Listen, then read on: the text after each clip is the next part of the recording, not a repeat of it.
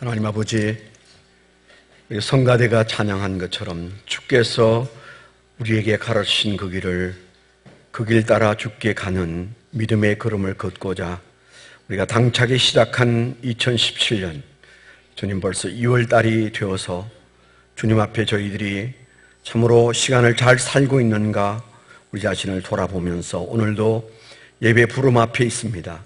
하나님 우리를 부르셨고 주님 말씀하실 때 주님께서 우리에게 하시고자 하시는 말씀 앞에 마음의 문을 열고 주의 말씀을 심중의 아멘으로 받아 그 말씀으로 우리의 삶을 교정하는 복된 시간이 되게 하여 주옵소서. 아직도 주님이 우리를 부르심은 우리에게 기회가 있고 희망이 있음인 줄 믿습니다. 부르신 주님 앞에서 새 힘을 얻고 이 한 주간도 사는 종들이 되게 하여 주옵소서. 주님이 선포하시는 그 말씀 가운데서 우리의 질병의 치료를 경험하게 하시고 우리의 염려가 해결됨을 경험하게 하여 주옵시고 우리를 사랑하셔서 말씀으로 우리를 깨우치시고 고쳐주시는 회복의 시간이 되게 하여 주옵소서. 미련한 종의 주의 말씀을 대언할 때 하나님 말씀만을 잘 전할 수 있도록 주여 불쌍히 여겨 주옵소서. 예수님 이름으로 감사하며 기도드렸습니다. 아멘. 네, 좌우에 계신 분들과 한번 격려하겠습니다. 하나님은 오늘도 살아서 우리 가운데 역사하십니다. 한마디 하시죠. 네. 만일에 하나님께서 우리에게 전화를 걸었다고 치십시다. 내가 너에게 소원을 하나는 들어줄 수 있다. 너 소원이 뭐냐? 그렇게 물으면 번뜩 생각나는 게 있으세요? 평소에 내가 기도해도 안 들어주시니까 한 가지 소원 별로 정리해 놓지 않은 상태에서 우리가 삽니다. 그래서 뭘 구하지? 정말 하나만 들어주신다면 지금 내가 구할 게 뭐지? 이런 생각을 한번 해보면 그 생각이 지금 여러분들의 삶일 수 있습니다. 어느 날 하나님이 똑같은 질문을 했어요. 내가 너에게 소원을 하나 들어주려고 하는데 너는 내게 딱 한 가지 뭐든 구해라. 내가 들어주겠다. 그렇게 말씀하신 때가 있죠. 그게 바로 솔로몬입니다. 하나님이 솔로몬에게 진짜 그 말씀을 하셨어요. 그때 그 솔로몬이 고민을 했는지 모르지만 하나님 앞에 한 대답이 하나님, 더도 덜도 말고 저에게 지혜를 주십시오. 아버지가 통치하던 이 나라를 내가 통치하기에는 너무 버겁습니다. 저에게 지혜를 주십시오. 그렇게 말했고 그는 지혜를 받았고 그 하나님은 너가 어떻게 지혜를 구할 수 있느냐? 정말 대견하다. 기뻐하시면서 너가 구하지 않은 것까지 내가 주겠다. 그래서 우리가 구함직한 물질, 건강 또 여러 우리가 살아가는 인생에 중요하다고 여기는 문제들을 하나님은 솔로몬에게 거둬주셨어요. 그렇게 달라고 하지 않는데도 더 주신 이유는 그가 구한 기도가 하나님 마음에 딱 맞았어. 그리고 하나님은 그 기도가 마땅히 우리가 가장 중요하게 여기고 구해야 할 기도 제목이다. 그렇게 생각하고 계셨기 때문에 솔로몬이 그런 기도를 했을 때 하나님께서 들으셨죠. 그가 구한 지혜가 뭘까요? 당연히 그가 말한 지혜는 세상에 있는 지혜가 아니고 하늘로부터 내려오는 하나님의 지혜, 하나님의 생각 속에 있고 하나님의 눈 아래 있는 우리의 사는 삶의 지혜를 일컬어서 아마 그렇게 말했을 겁니다. 여러분, 우리가 이제 그 운전을 할 때 우리가 조심하고 또 신경 쓰는 것이 뭡니까? 두 가지입니다. 하나는 운전이 미숙하지 않아야 될 텐데, 운전을 잘해야 될 텐데, 그래서 경험이 적은 눈이 왔을 때는 안 몰고 나가잖아요. 좋은 차도 미끄러집니다. 그래서 우리가 운전 미숙이 항상 불행을 가져와요. 다른 하나는 길을 잘 모를 때 심각합니다. 가긴 가야 되는데 도대체 어디로 가야 그 길로 갈 수 있는지 우리가 잘 모릅니다. 요즘 같은 경우에는 더욱이 내비게이션에 너무 많이 의지해요. 그래서 만일에 가다가 내비게이션이 고장나서 꺼지면 굉장히 심각해질 수도 있는 일들이 우리 앞에 있는데, 우리는 내비게이션이 우리를 배반하지 않으리라, 그거 붙들고 가면 될 거다, 우리가 이렇게 생각하고 가는데, 인생길도 종종 그렇습니다. 우리가 인생에 운전이 미숙해서 생기는 문제들이 굉장히 많고요. 그 다음에 어디로 가야 목적지에 도달하고 우리가 잘 갈 수 있을지 인생의 내비게이션이 정확하지가 않아요. 사람들이 길을 갈 때는 내비게이션을 만들어서 간다 치더라도 인생 길에 있어서 적당하고 훌륭한 내비게이션이 있으면 얼마나 좋을까요? 근데 그렇지 않은 것 같습니다. 참 답답한 일이죠. 지난 목요일 날 어떤 분이 큰 수술을 하고 저 세브란스 병원에 입원을 했다는 소식을 듣고 제가 그 목사님, 후배 목사님인데 쫓아갔어요. 갔더니 그 수술이 잘 돼서 살아났어요. 대동맥 박리 그런 건데요. 그래서 아주 조치를 제때 잘 해서 수술이 잘 끝났다고 그랬어요. 근데 그분이 그런 말을 했어요. 목사님, 제가요, 이 심장이 이렇게 터져버린 건 그냥 우연히 생긴 병이 아니고요, 심장이 터지도록 힘든 목회 때문입니다. 저한테 그랬어요. 여러 번 목사님한테 좀 자문을 구하려고 오고 싶었는데 자기 교회 부끄러운 얘기를 다 하기가 또 부끄럽기도 하고, 그래서 목회 잘하는 줄 아실 텐데 그냥 그래서 내가 몇 번 마음을 먹다가 못 왔는데 목회가 힘드니까 심장이 터져버렸어요. 저한테 그런 얘기를 했어요. 이거 목회자도 이 인생에 내비게이션이 사라질 때가 많아요. 이거 어떻게 해야 되나? 이거 어떻게 풀어야 되나? 그 양반 찾아가면 무슨 해결점이 있을까? 해결점이 있기는 무슨 없어요. 그래서 우리가 참 힘들어하는 인생을 사는데, 그 모든 것들의 출발점에 뭐가 있어요? 지혜가 없다는 겁니다. 지혜가 없다는 겁니다. 오늘 우리가 지식은 거의 폭발할 지경이에요. 얼마나 지식이 많은지. 그래서 우리가 사실 우리 주변을 잘 돌아보면 지식은 많은데, 그런데 지혜가 부족해서 사실은 인생을 바보처럼 사는 사람들이 굉장히 많아요. 예수 믿으면 좀 보는 눈이 있어서 자기는 못 봐도 우리 주변에 아유, 저 사람은 참 가진 건 많은데 참 바보처럼 사는구나, 우리가 그렇게 보이는 사람들이 많이 있잖아요. 뭐가 있다는 거예요? 우리 안에 하나님이 주신 지혜가 번뜩일 때 그 지혜의 눈으로 세상을 보면 뭔가 세상의 것 많이 가졌는데 어리석게 살아서 바보처럼 사는, 지식은 많이 축적했는데 지혜가 없는 그런 사람들이 굉장히 많습니다. 오늘 성경은 우리에게 그 지혜를 말하고 있어요.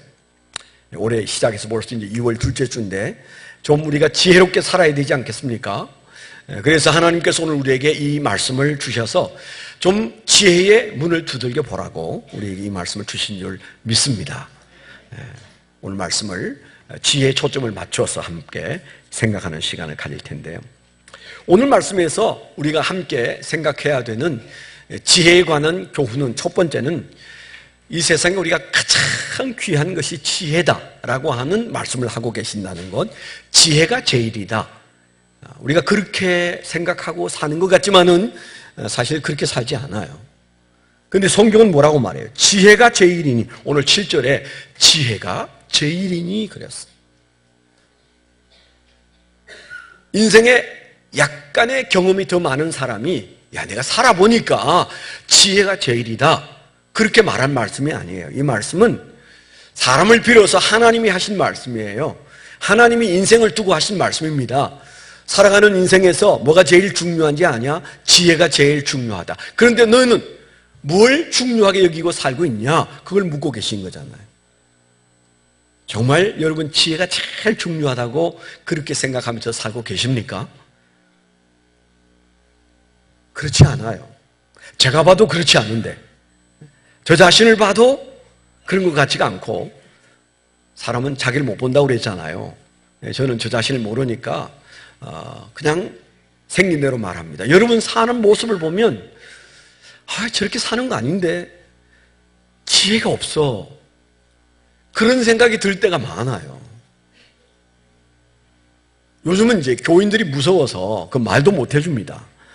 말하면 보따리 싸가지고 다른 교회로 가니까 대부분의 목사님들이 그냥 속으로 끙끙 앓고 물어도 대답을 잘 안 해. 물어도 글쎄요. 뭐 그게 보통 대답입니다. 저만 그런 게 아니에요. 목사님들 만나서 얘기하면 다들 주눅 들어 있어. 그냥 좋은 게 좋은 거야. 어리석게 사는 것을 책망하지 못하고 가르쳐주지 못합니다. 겨우 하는 게 언제냐? 설교할 때 가능해요. 설교할 때 가능합니다. 또 설교할 때도 시험 드는 사람도 있잖아요. 목사님 오늘 나 들으라고 하는 소리인데 내한테 꽂혀 있나 봐. 이제 그래서 기분 나쁘게 생각하는 분도 혹 계시잖아요. 오늘 지혜, 여러분 보고 하는 얘기지만 누군가를 지금 들으라고 하는 말은 아닙니다. 아멘? 네, 그렇게 들으세요. 얼굴 드시고 기분 좋게 들으세요. 나보고 하는 말은 아닌데 우리 보고 하는 하나님의 말씀이다. 오늘 말씀에 분명히 우리에게 선언하시는 말씀이 여봐라, 너는 뭘 제일이라고 생각하냐? 지혜가 제일이야. 주님께서 우리에게 그렇게 말씀하시는 것이죠. 지식이 폭발하고 있지만은 여전히 우리는 갈 바를 알지 못합니다. 그래서요, 지식이 많은 바보가 우리 주변에 너무 많이 널려 있어요. 우리가 자식을 키울 때도 그 자식에게 눈앞에 보이는 어떤 것 때문에, 목표 때문에 자꾸 지식을 추구합니다. 그러다 보니까 자식들의 마음속에 우리가 저 깊숙이 가지고 있는 하나님의 지혜가 필요한데 이 말을 못 알아들어요. 그래서 지식을 쌓다가 바보 된다고요. 잠언서 14장 12절에 보니까 어떤 길은 사람이 보기에 바르나 필경은 사망의 길이니라고 그랬어요. 어떤 길은 사람이 보기에 바르지만 필경은 사망의 길이다. 그런 말씀을 하신 거지. 잠언서 3장 16절로 18절에도 그의 오른손에는 장수가 있고 지혜를 말합니다. 지혜를 가진 하나님을 말한다. 그래도 맞고요. 그의 오른손에는 장수가 있고 그의 왼손에는 부귀가 있나니 그 길은 즐거운 길이요 그의 지름길은 다 평강이니라. 지혜는 그 얻은 자에게 생명나무라. 지혜를 가진 자는 복되도다. 지혜 안에 우리가 필요로 여기고 목말라 하는 모든 것이 다 들어있다고 말하는 얘기예요. 그 지혜 안에 뭐예요? 오른쪽에는 장수가 기다리고 있고 그 지혜 왼손에는 부귀가 있고 그 지혜의 길은 즐거운 길이고 그 지혜의 길은 기름길이고 그리고 평강이다. 그렇게 말씀하시면서 결국 지혜가 있는 자는 생명나무고 지혜를 가진 자는 복되다. 다 있어요. 다 있어요. 솔로몬이 구한 것이 맞아요. 그가 하나님, 제가 지금 이 나라를 통치하려면 무엇보다도 지혜가 필요합니다. 그렇게 기도한 그 기도 안에 하나님이 깜짝 놀랐을 거예요. 아니, 그 지혜 구하면 다 따라가는데 그 안에 장수도 있고 부귀도 있고 즐거움도 있고 평강도 있고 모든 행복이 그 안에 다 있는데 너가 지혜를 구했구나. 그래서 그를 축복하신 거잖아요. 오늘 우리가 이 세상을 살아가면서 기도도 우선순위가 있고 마음에 품고 생각하는 생각도 굉장히 중요해요. 기도 다음으로 하나님이 살피는 게 우리의 손이나 발이나 입이 아니에요. 생각이에요. 생각. 우리가 하고 있는 생각을 우리가 기도로 드러내지만 기도를 들으시는 다음에 하나님이 우리 중심을 보신다고 그랬잖아요. 우리의 생각을 보시는 겁니다. 그러니까 우리가 기도 잘 해놓고 우리 생각이 기도와 함께 가지 않는 다른 생각을 하고 있으면 하나님이 혼란스러우실 거예요. 너는 기도는 그렇게 잘 했는데 어떻게 생각은 다르다? 그러면 하나님께서 그 기도를 응답하실 수 있겠습니까? 실제로 우리가 살아가는 인생을 자세히 보면 지혜 안에 모든 것이 있다고 말씀하시지만 우리는 그 지혜 가운데 살지 못해요. 그래서 우리가 그리스도인들이 장수하지도 못하고 부귀를 누리지도 못하고 평강을 누리지도 못합니다. 제가 어떤 자료를 보니까 미국의 통계인데요. 미국의 일반적인 미국 사람들의 평균 수명이 있고 그 다음에 매 주일마다 교회 가서 예배를 드리는 크리스찬들의 평균 수명이 있는데 틀려요. 6.7년 차이가 있대요. 매주일 교회 나가서 예배를 드리는 사람들의 평균 수명은 미국 보통 사람들의 평균 수명보다 약 7년을 더 산대요. 별로 좋아하지도 않네. 네. 하나님이 길게 살게 하면 치매 안 걸리고 잘 살 거라고 믿으시면 됩니다. 네, 하나님이 길게만 살게 하고 여러분들이 그냥 괴롭게 살게 하시겠어요? 하나님이 장수하게 하실 때는 나머지도 다 준비해 놓으신 줄 믿습니다. 네, 이제 아멘 하는 거 봐요. 미리 해야지 좀. 그러니까 미국 사람만 그런지는 몰라도 예수 믿는 사람은 보통 사람들의 7년을 더 살아요. 흔히 우리가 그런 말 듣잖아요. 남자보다 여자가 3년 반을 더 산다고. 그 통계보다 더 큰 거예요. 여자가 왜 3년 반을 더 사냐? 눈에서 눈물이 남자보다도 훨씬 많이 나오고 입이 훨씬 가벼워서 하루에 10만 마디 이상을 해야 되는데 그거 여자는 채운다잖아요. 뭐 그래서 그런지 모르지만 여하튼 여성이 남성보다 잘 사는 것보다 2배로 더 길게 사는 크리스천의 삶의 비밀이 뭘까요? 하나님의 지혜를 구하고 그리고 하나님의 뜻대로 살고자 하고 살다가 엉키고 힘들면 모르겠습니다. 하나님이 책임져 주세요. 하나님께 딱 떠넘기고 그렇게 우리가 사는 그리스도인들의 삶이 10년 가고 20년 가고 30년 가니까 그 끝에서 차이가 나더라는 겁니다. 단순히 길게 사는 것이 아니고 훨씬 행복하게 그리고 죽을 때도 훨씬 행복하게 하나님의 뜻대로 살고 하나님의 뜻대로 죽는 줄 믿습니다. 그래서요, 제가 좋아하는 찬송이 384장인데요. 나의 갈 길 다가도록 예수 인도하시니. 그 파니 제인 크로스비라는 그분이 지은 찬송을 제가 종종 얘기하는데 이분은 앞을 못 보는 장님이세요. 그래서 95세 죽기까지 이분은 참 인생을 우리가 볼 때는 아이고 참 앞도 못 보는데 올해도 살았다 이렇게 생각하시죠. 반대입니다. 그분의 글을 읽어보면요, 자기가 4살 때 주사를 잘못 맞아서 앞을 못 보게 되고 9살 때 예수를 영접했어요. 부모가 예수 믿어서 그전에도 교회는 다녔는데 예수님을 나의 주와 구주로 또 특별히 그분은 나의 친구로 옆집 아줌마가 혼자 기대어서 하염없이 앉아있는 모습을 보고 안타까워서 너 친구 필요하지? 내가 친구 소개할게. 그래서 친구를 소개했는데 그 친구가 예수 그리스도였어요. 그때부터 95세가 될 때까지 그분이 많은 찬송시를 쓰고 그가 또 쓴 책에 보면 수많은 사람들이 사는 모습을 보니까 그분들은 눈앞에 있는 것을 보느라고 천국을 보지 못하더라. 하나님의 손길을 보지 못하더라. 나는 다행히도 눈앞에 있는 것을 볼 수 없기 때문에 나는 천국을 보고 살고 하나님의 손길을 보면서 산다. 그래서 나의 갈 길 다가도록 예수 인도하시니 그 찬송을 지었지 않았겠습니까? 저는 그분 때문에 그 찬송을 좋아하는데 가사가 정말 좋아요. 정말 그렇다. 예수 믿는 우리의 인생에 하나님의 인도가 있구나. 그런 것을 형통의 인도의 손길이 있다. 그런 것을 느끼는데 여기 우리가 그 하나님의 인도의 가장 앞에 있는 것이 뭐예요? 지혜의 손길입니다. 하나님이 지혜로 우리를 이끄시는 거예요. 솔로몬이 그래서 그 지혜를 구했을 것입니다. IQ가 높아도 지혜가 없어서 멍텅구리같이 사는 사람이 참 많아요. IQ는 말할 수 없이 높은데 그런데 사실은 참 세상 사는 모습이 어떻게 저렇게 어리석냐.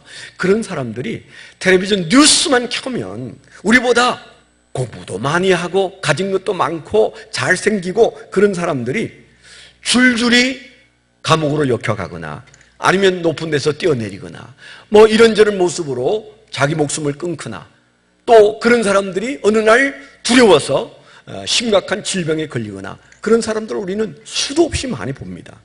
뭐가 없어서 그럴까요?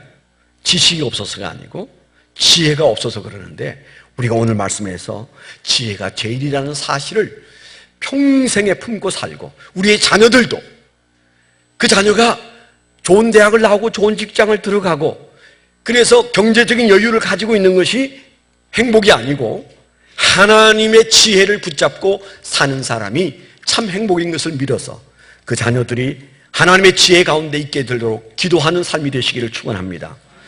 두 번째 우리가 생각할 말씀이 있어요. 오늘 말씀에서 그 지혜에 관한 제일이라는 말씀과 함께 얻을 수 있다는 말씀을 주셨어요. 그 지혜가 좋다면 그림에 떡이면 안 되잖아요. 오늘 말씀은 단순하게 말합니다. 지혜가 제일이니 지혜를 얻으라 그랬어요. 지혜를 품으라 그랬어요. 8절에도 그를 높이라 그리하면 그가 너를 높이 들리라. 만일 그를 품으면 그가 너를 영화롭게 하리라 그랬어요. 또 6절에는 지혜를 사랑하라고 그랬어요. 지혜를 버리지 말라. 그가 너를 보호하리라. 그를 사랑하라. 그가 너를 지키리라. 그렇게 말씀하셨어요. 오늘 지혜 말씀 가운데 두 번째는 지혜는 얻을 수 있다예요. 자, 제가 여러분 지혜롭게 되십시오. 무슨 의미가 있습니까? 어떻게 지혜롭게 되는 줄 모르는데, 그런데 오늘 이 말씀을 하신 이는 우리처럼 경험으로 사는 사람이 아니고 지혜로 이 세상을 만드신 그 하나님 자신이 지혜의 하나님이신데, 그 하나님이 지혜를 얻으라 그렇게 말씀하셨어요. 주시겠다는 게 안 주시겠다는 거예요. 주시겠다는 거예요. 지혜를 얻으라 그렇게 말씀하실 때는 활짝 열려 있다는 말입니다. 원하기만 하면 언제든지 하나님은 우리에게 그 지혜를 주시고자 하십니다. 그 하나님이 지혜요. 그래서 우리가 성경에 나오는 지혜라는 말씀은 다 그 지혜를 하나님으로 바꿔놓으면 뜻이 똑같아요. 지혜를 구하라, 하나님을 구하라. 지혜를 사랑하라, 하나님을 사랑하라. 똑같아요. 그러니까 우리가 성경에서 말하는 지혜는 곧 하나님이에요. 하나님의 생각이에요. 하나님의 뜻이에요. 하나님의 소원이에요. 그렇기 때문에 하나님이 그 사랑하는 백성된 우리를, 그 자녀된 우리를 향하여 품고 있는 마음이 어떤 마음일까요? 지혜의 마음입니다.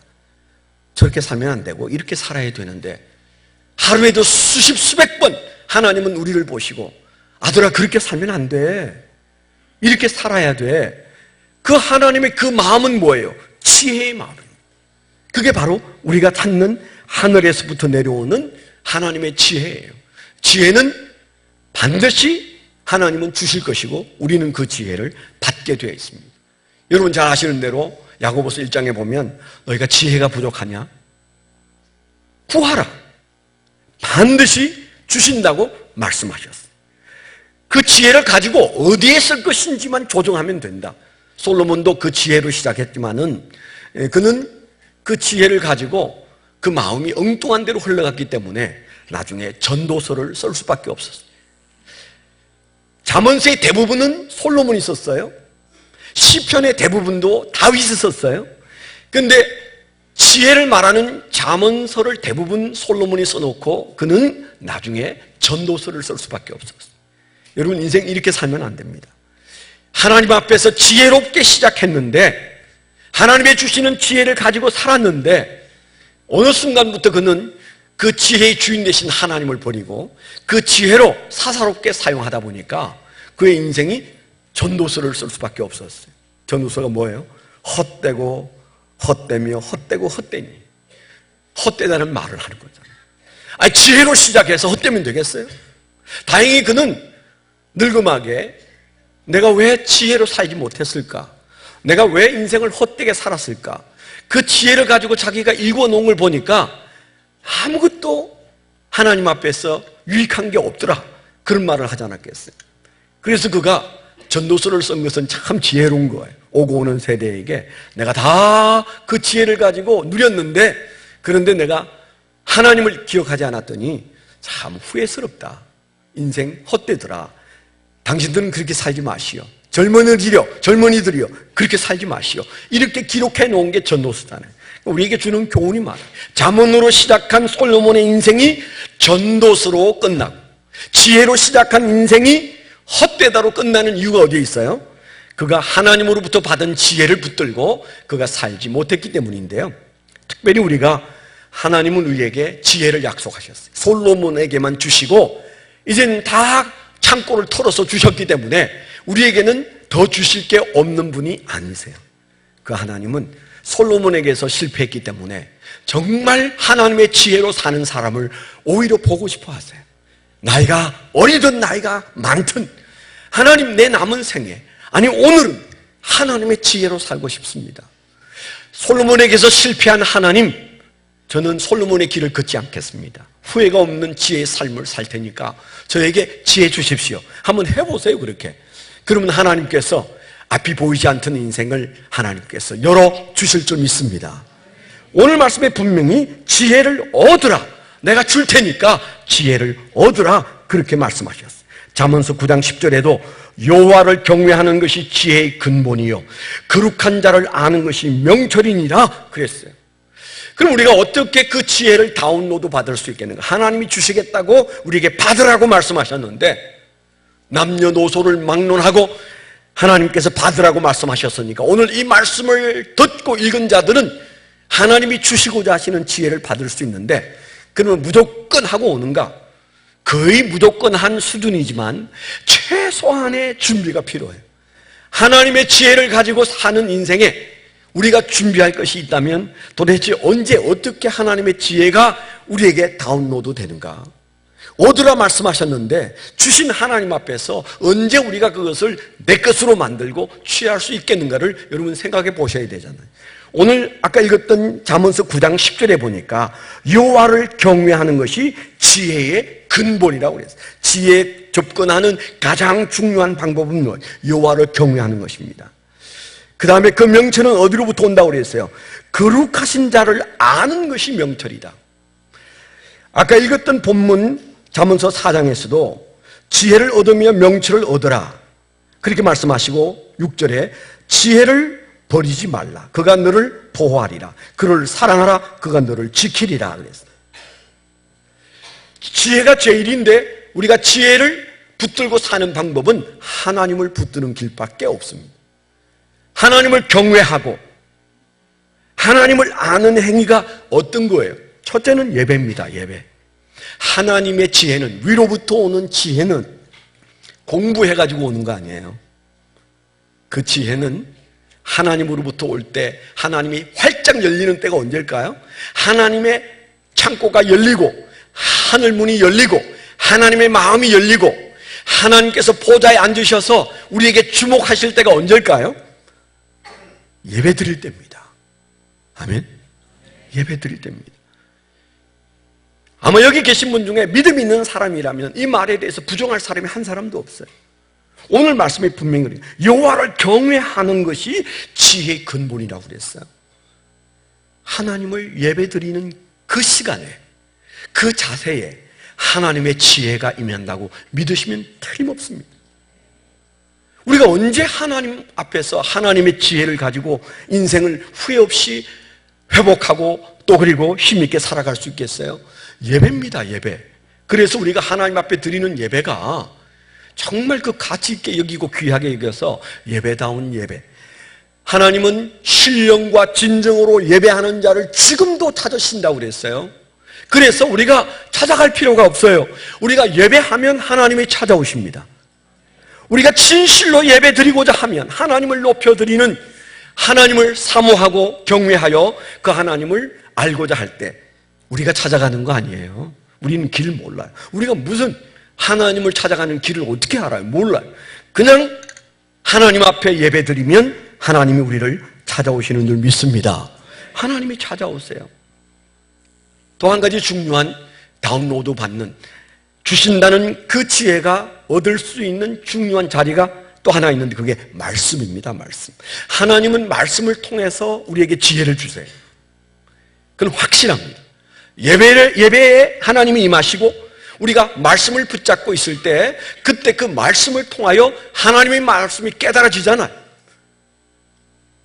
이 하나님의 말씀이 얼마나 지혜로운 말씀인지 지금부터 무려 3,500년 전에 쓰여진 창세기를 읽고 우리는 눈물도 흘리고 삶을 다지고 내 인생의 방향을 바로잡고 그럽니다.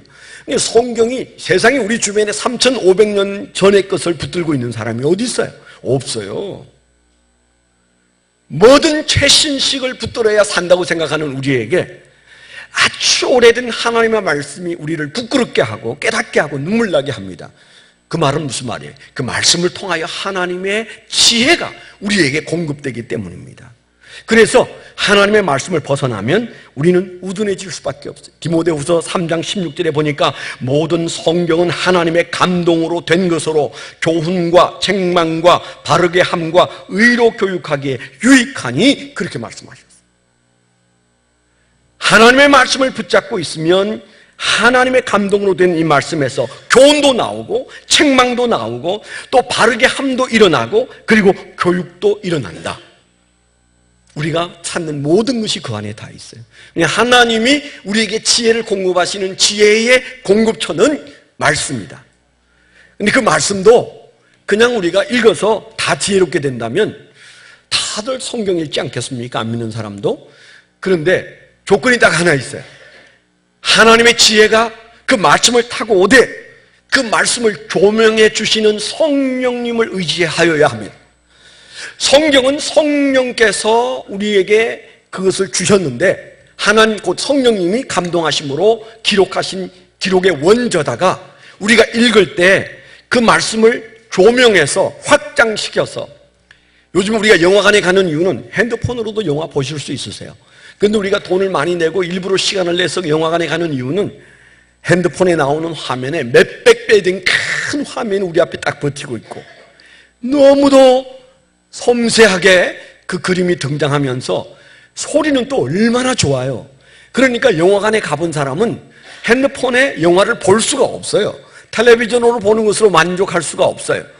거기에 본래 그 감독이 의도했던 그 감독의 의도가 그 영화관에서 비로소 드러나는 겁니다. 완벽하게 드러나는 겁니다. 성령이 기록한 말씀은 성령의 조명하심, 성령의 도우심을 통하여 완벽하게 드러나게 되어 있어요. 그렇기 때문에 저와 여러분들이 기억할 것은 말씀이다. 말씀이 지혜의 통로다. 말씀을 붙잡고 성령의 도우심을 구할 때 그때 하나님의 지혜가 우리 안에 들어와서 우리의 삶의 길을 인도해 주신다. 이 사실을 믿게 되기를 축원합니다. 세 번째가 있어요. 세 번째. 하나님이 언제 우리에게 하나님의 지혜를 다운로드하는가? 세 번째는 영적인 이웃입니다. 영적인 이웃입니다. 예배를 통하여, 말씀을 통하여. 세 번째는 영적인 이웃을 통하여. 특별히 이것을 저는 멘토라고 말하고 싶어요.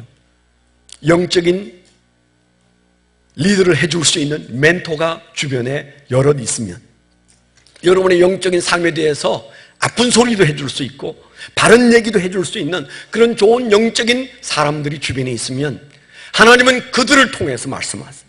아니, 하나님은 우리에게 지혜를 주시되 철없는 어린 아이를 통해서도 지혜의 말씀을 주셔요. 꿈을 통해서도 주세요. 음성으로도 주셔요. 그러나 가장 정확하고 분명한 하나님의 지혜의 통로가 우리 앞에 예배로 있고 말씀으로 있고 그리고 영적인 이웃들을 통해서 있어요. 우리가 살아보지만 독불장군은 없습니다. 제가 오래전에 제 기억에 한 20년 전도 더 된 것 같은데 그때 저희 지방회에서 목회자 수련회를 갔는데 저희가 대청봉을 올라가는 그런 그 프로그램을 가졌어요. 오색약수터에서 새벽 4시에 출발해가지고 이제 그 대청봉을 넘어서 저쪽 설악으로 넘어가는데 저희 일행이 도착해 보니까 13시간 걸렸어요. 물어보니까 그건 좀 너무 많이 걸렸다 그러더라고요. 여튼 13시간이 걸려서 그 산을 넘었어요. 죽는 줄 알았어요. 제가 그날 몸도 좀 안 좋았었는데 그러니까 어떻게 해요? 그냥 대열에 끼어서 낙오하지 않으려고 길을 쓰고 힘들어도 그들 속에서 처지지 않으려고 애를 썼어요. 그런데 우리 일행 중에 아주 건장한 체격에 그리고 아주 발랄한 한 분 목사님이 계셨어요. 이분은 축구를 하는데 열목을 해요. 열목. 10명이 뛰는 것보다 더 효과적인 분이세요. 여튼 번쩍번쩍 뛰어다니는데 너무 축구를 잘하는 분인데 모든 운동에 능한 분이에요. 근데 이 건강한 분이 맨 앞장에 서시더라고.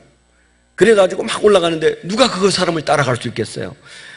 그분 어느 날 없어졌어요. 어느 순간에 없어졌어요. 저희가 이제 대청봉에 도착해가지고 인원 점검을 했는데 그분만 없어. 다 있고.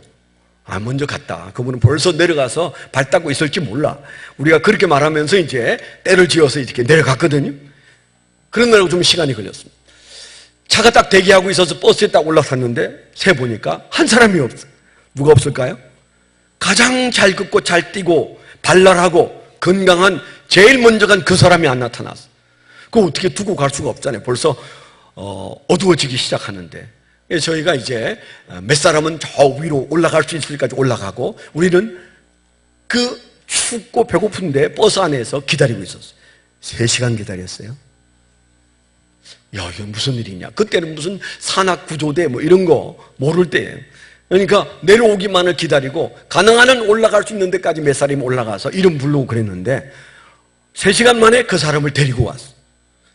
그가 와서 하는 말이 첫 마디가, 나 오늘 내 생애에 제일 많이 울었어요. 아니, 그 건장한 목사님 울었대. 그래서 우리가 다 웃으면서 무슨 소린가 그랬더니 이분이 하도 안 따라오니까, 내가 먼저 가서 뭐 좀 쉬지 뭐 이래가지고 본인이 이제 대청봉을 지나서 내려가는데, 그런데 보니까 지름길이 있는 거예요. 왼쪽으로 가는 길이 있고 지름길이 있는 거. 일로 가지 뭐. 그래가지고 누구한테 물어볼 사람도 없으니까 그 지름길로 약간 가파려지면 글로 내려간 겁니다. 그분 얘기로 나중에 들으니까 그게 죽음의 계곡이라네요. 글로 한참 내려가니까 깎아지른 바위 절벽만 나오고 더 이상 내려갈 수가 없어서 어떻게 해야 되나, 올라가려고 하니까 이거 어디 가서 또 어떻게 만나야 될지 궁금해서 좌우 앞뒤로 막 다니면서 그때부터 길을 잃어가지고 왔다 갔다 하다가 갑자기 두려움이 찾아와요. 아니, 목사가 어떻게 이게 산에서 길을 잃고 죽으면 이거 얼마나 창피한 일이냐. 그런 생각을 하니까 마음속에 처량한 마음도 들고 뭔가 마음이 복잡해가지고 자기가 울었는데 울음이 그치지 않더랍니다. 그래가지고 애를 쓰다가 어떻게 내려오는데 이제 올라온 일행들과 맞는 거예요. 그래가지고 그분이, 내가 생애 가장 많이 울었다. 야, 내가 참 목사가 그런 마음이 드니까 눈물이 나더라. 그런 얘기를 했어요. 무슨 얘기일까요? 그 사람은 스스로 생각할 때, 내가 건강하고 이따위 뭐 길은 뭐 얼마든지 가면 되지, 그렇게 생각하고 출발한 길이 동료가 없는 가운데 혼자 외롭게 고립되었을 때 그게 끝이에요. 만일에 그가 계속 거기서 빠져나오지 못했으면 그날 밤에 그 추위에 어떻게 되었을지 아무도 모르죠.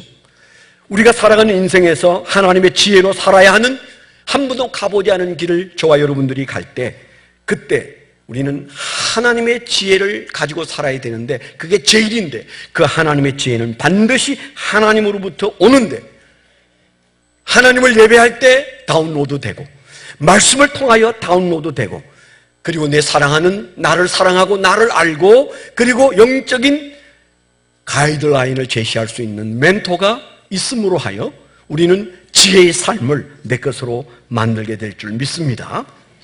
세 번째, 우리가 함께 생각할 세 번째 말씀은, 우리가 지혜에 관한 한 반드시 그 말씀을 적용할 때, 말씀을 실천할 때 지혜가 발동한다는 사실도 기억하셔야 돼요. 자, 우리가 예배를 통해서 하나님의 지혜가 내게 다운로드 됐어요. 말씀을 통해서 내게 그 지혜가 들어왔어요. 주변 사람들이 충고로 그 지혜를 갖게 됐어요. 그러면 되는 걸까요? 아닙니다. 그것을 우리가 이제 삶 속에서 반드시 실천으로, 적용으로 드러낼 때만 그 지혜가 산 지혜가 됩니다. 얼마나 많은 사람들이 하나님 말씀을 듣고 그리고 그것을 간직할 뿐 그 지혜를 통하여 살지 못해요. 수년 전에 이동원 목사님이 우리 교회에 부흥에 오신 적이 있으시죠. 그분은 우리나라에서 제일 설교를 잘하는 목사님이셔요. 자타가 공인하는 우리나라에서 설교를 제일 잘하는 100년에 한 분 나오시는 그런 설교가예요. 그 목사님 우리 교회에 부흥회를 오셨는데 그분이 그런 말을 하신 적이 있어요. 제가 이 귀로 똑똑히 들은 얘기입니다. 사람들은 나를 설교를 잘한다고 말하고 사람들도 구름대처럼 몰려와서 설교를 듣는데 나에게 큰 스트레스가 있다고 그랬어요. 그 큰 스트레스는 내 설교를 좋아하고 은혜를 받는 것 같은데 삶이 변하지 않는 모습 때문에 내가 스트레스가 많다 그래요. 사는 모습을 보면 외친 지혜대로 전혀 살지 않는다는 겁니다. 사는 것하고 받은 지혜하고 같이 가지지 않는다는 겁니다. 그래서 삶이 변하지 않는 모습을 보면서 설교는 열심히 듣는데 그들의 삶에서 실천이 일어나지 않는, 변화가 없는 모습을 보고 나는 스트레스를 많이 받는다, 그렇게 말씀하셨어요. 저는 그래도 그분보다 스트레스를 덜 받습니다. 여러분들이 적용하려고 애를 쓰기도 하지만 그렇게 유명한 설교가가 아니니까 내 설교를 듣고 많이 안 변해도 어쩔 수 없지. 그런 마음을 가질 때가 많이 있어요. 근데 우리 교회 이제 좋은 것은 금요일 저녁에 여러분들이 말씀 나눔의 시간이 있잖아요. 김종근 목사의 설교를 평가하는 시간이 아니고 저 목사님 설교가 어떤 경향의 설교가냐 이런 얘기 안 하잖아요. 하나님이 저 목사님의 입을 통해서 우리에게 주신, 나에게 주신 말씀을 내가 닷새 동안 이렇게 실천하려고 살고 그걸 붙들고 이렇게 회개하고 그걸 붙들고 이렇게 노력한 결과 내 인생에서 지난 닷새 동안 그 말씀이 이렇게 역사하시는 것을 느꼈다. 그걸 우리가 나누는 시간이 말씀 나눔의 시간이에요. 모든 목장은 다 그것을 빼놓지 않고 합니다. 김용수 목사의 설교를 몰라서가 아니에요. 다 듣고 충분히 알지만 그러나 닷새 동안 월화수목금 닷새 동안 어떻게 실천하고 살았는지에 대한 간증이요. 그리고 하나님 앞에 주의 말씀을 내가 이렇게 지키려고 애를 썼습니다 라고 하는 고백이에요. 그런 것들이 하루 이틀 쌓이면 여러분 인생에서 말씀은 2배, 3배로 작동하기 시작하고 그 여러분들이 받은 말씀으로 실천하려고 할 때 그 예배의 은혜를 실천하려고 할 때 그때 하나님의 지혜가 드디어 내 삶 속에서 나타나기 시작해요. 마태복음 7장 24절에 보면 예수님께서 이런 말씀을 하셨죠. 그러므로 누구든지 나의 이 말을 듣고 행하는 자는 그 집을 반석 위에 지은 지혜로운 사람 같으리니 내 말을 들은 사람은 반석 위에 집을 지은 사람과 같다. 그렇지 않았어요. 어떤 사람이 지혜로운 사람이에요? 내 말을 듣고 행하는 자가 지혜로운 사람이다. 그렇게 말씀하셨어요. 우리 신앙의 문제가 뭔지를 잘 보셔야 돼요. 내가 말씀을 듣고 그 말씀을 마음에 간직한 것으로 우리가 사는 것이 일상의 삶이라면 지혜롭지 않습니다. 하나님이 말씀하시는 그 지혜가 내 삶에 나타나서 내가 특별히 많이 애쓰지 않아도 하나님의 은혜 가운데 후회할 일이 점점 줄어들어서 내 주변의 사람들이 저 사람은 어떻게 사는데 저렇게 살까? 궁금해질 만큼 지혜로운 인생을 사는 방법, 그 말씀을 받고 행하는 자예요. 그 실천이 우리에게 있을 때 하나님께서 우리에게 놀라운 지혜의 삶을 선물로 주실 줄 믿습니다. 마틴 로이드 존스 목사님은 내가 보니까 교회 안에 가짜 그리스도인이 있더라. 3가지 특징을 가지고 있더라. 그렇게 말했어요. 돌아가셨습니다만 그분이 유명한 분이신데 마틴 로이드 존스 목사님이 가짜 그리스도인의 3가지 특징. 첫째는 말씀에 귀를 기울이지 않는 자들. 예배는 나오지만은 전혀 말씀에 귀를 기울이지 않아요. 이해가 안 되면 이해하려고 애를 써야 되잖아요.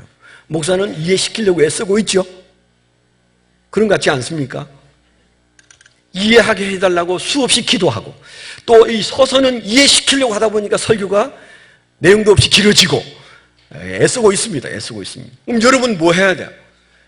그 설교가 안 들리면 그 설교를 왜 안 들리는지, 옆에 사람은 열심히 듣는데 나는 왜 안 들리는지, 이게 내 문제인지 아닌지 그런 것들을 여러분들이 고민해야 되잖아요. 그래서 첫째는 말씀에 귀를 기울이지 않는 자들이 가짜 그리스도인이고, 두 번째는 말씀을 자기 편리한 대로 받아들이는 사람. 설교를 듣거나 성경을 읽을 때 어떤 것은 취하고 어떤 것은 버립니다. 그래서 성경에서 사랑의 하나님 나오면 아멘이 되는데 하나님은 심판하십니다. 뭐 하나님이 심판해. 안 받아들여. 받아들이는 문을, 리모컨을 딱 붙들고 있어서 저건 필요 없어. 딱 닫아버리고, 저건 괜찮은데 조금 열고, 리모컨 오늘 내려놓고 가세요. 설교를 들을 때나 예배 드릴 때는 활짝 열려야 됩니다. 하나님이 알아서 목사답지 않은 말을 하는 것은 기억에서 지워주실 거예요. 왜냐하면 제가 그렇게 기도하거든요. 제가 설교를 해보지만 하나님이 주시는 말씀만 전하면 좋은데 꼭 그렇지는 않더라고요. 그래서 제가 어떻게 할까요? 제가 월요일날 설교를 들으면서 이 말은 지워주세요. 하나님 이 말은 지워주세요. 저 성도들의 마음에 이 말은 지워주세요. 제가 그렇게 기도 많이 한다니요. 여러분 설교 2번 안 듣잖아요. 오늘 들으면 끝이잖아요. 이것도 반은 졸면서 들으시는데 저는 2번 이상 듣습니다. 그러면서 이거 아닌데 그런 게 나오면 바로 기도합니다. 하나님, 이거 우리 성도들의 마음에서 지워주십시오. 하나님은 하실 수 있으시잖아요.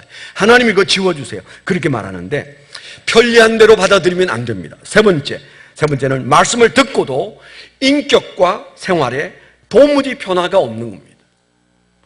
말씀은 들었는데 인격과 생활에 전혀 변화가 없다. 이 말은 뭐예요? 적용이 안 됐다. 그런 말이잖아요. 잠언서 8장 1절 이하에 보면 이런 말씀이 나와요. 지혜가 부르지 아니하냐? 명철이 소리를 높이지 아니하느냐? 그가 길가에 높은 곳과 내거리에 서며 성문 곁과 문 어귀에 여러 출입하는 문에서 불러 이르되 사람들아 내가 너희를 부르며 내가 인자들에게 소리를 높이노라. 어리석은 자들아 너희는 명철할지니라. 미련한 자들아 너희는 마음이 밝을지니라. 그렇게 말씀하셨어요.